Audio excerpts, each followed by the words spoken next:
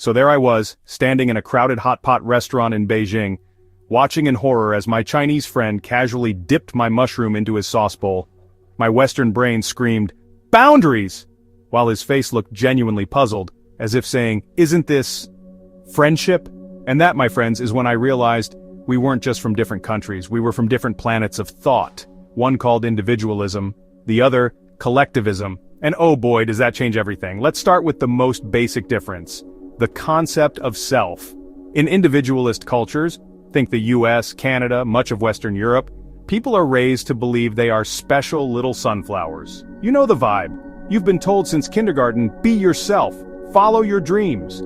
And you can be anything, astronaut, artist, even a TikTok star who reviews cheese. Life is about self-expression, personal choices, and crafting a path that screams you. Now switch to collectivist cultures. China, Japan, Korea, most of Asia and Latin America, where instead of be yourself, it's more like be useful to your group, your family, your community, your company, and in extreme cases, your extended WeChat group chat. The question isn't, what do I want to do with my life, but what will make my parents proud, keep harmony, and not make grandma faint in shame?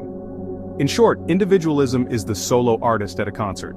Collectivism is the orchestra. Both make music. One just allows more guitar solos. Let's talk about something we all love, group projects.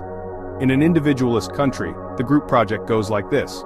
Everyone wants their name on the final slide, but no one wants to show up to the planning meeting.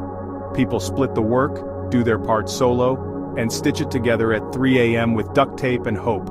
But in a collectivist setting, oh no, everyone is showing up. You're going to meet every night, discuss everything as a team, and submit a PowerPoint that looks like it was designed by the Olympic Committee. Why?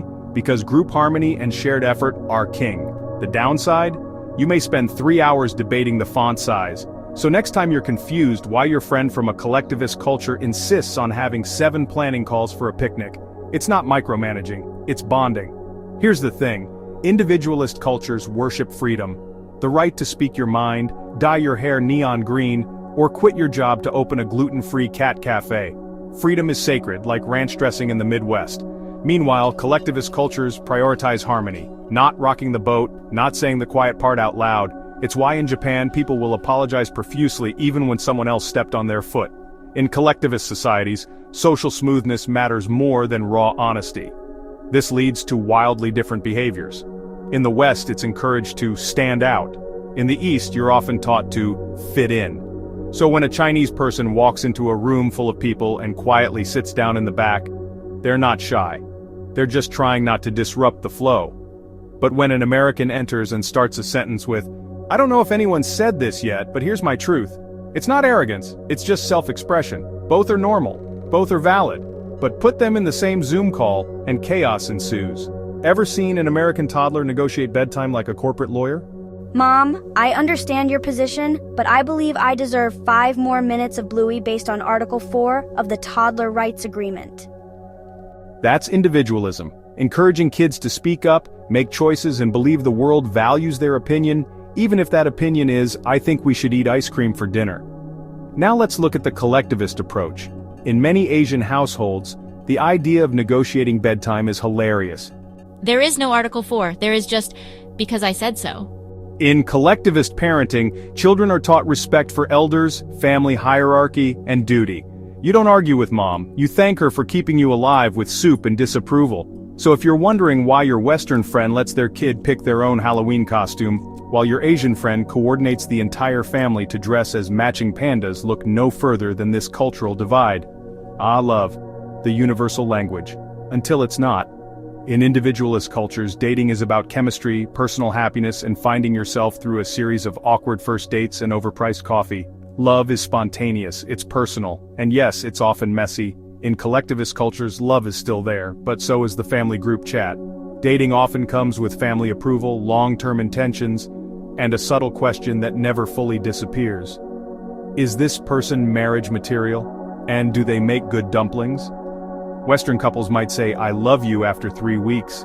Eastern couples might still be testing the waters after 3 years, but don't be fooled. Slow cooking doesn't mean no fire, it just means they're serving emotional hot pot, not popcorn. Let's imagine you get a new job. If you're from an individualist culture, your first instinct might be, "Great, How does this align with my goals, my vision, my 5-year plan to retire early and move to Portugal? But in a collectivist workplace, your focus shifts. Will I fit in with the team? How can I make my supervisor look good? What if I accidentally make the whole department lose face by replying all? In the West, it's normal to seek recognition, promotions, even change jobs often. In collectivist cultures, loyalty and group identity matter more. You're not just working for a company, you're part of a unit, a system, a face-saving ecosystem of unspoken rules. So no, you can't just walk into the CEO's office with your new vision statement, not unless you're ready to cause a group-wide identity crisis. So here's the truth. Neither system is perfect. Individualism gives you freedom, but sometimes that freedom feels isolating, like you're free-falling with no parachute. Collectivism gives you support, but sometimes that support feels like a warm hug that's also gently suffocating you with expectations. The best part? You can learn from both. Westerners can benefit from thinking more collectively, from asking, how does this impact the group? Not just, what do I want? Easterners can benefit from embracing a little more individuality, from asking, what do I want? Instead of always defaulting to family, tradition, or that auntie who has opinions about your eyebrows. Final thought. The hot pot metaphor of life. Remember that mushroom in the hot pot? The one that crossed personal space lines? Turns out it wasn't just a mushroom, it was a metaphor. Because understanding individualism versus collectivism is like eating hot pot with friends from different cultures. Everyone's trying to enjoy the same meal, but the rules about how to eat, share, and respect each other's broth vary wildly. So next time someone dips into your sauce without asking, or insists you take the last piece of tofu even when you really don't want it, take a breath, smile, and remember, they might just be playing by a different rulebook. And if all else fails, order 2 hot pots. Want more culture clash deep dives like this? Stick around, hit subscribe, and bring your chopsticks. It's going to be a delicious journey.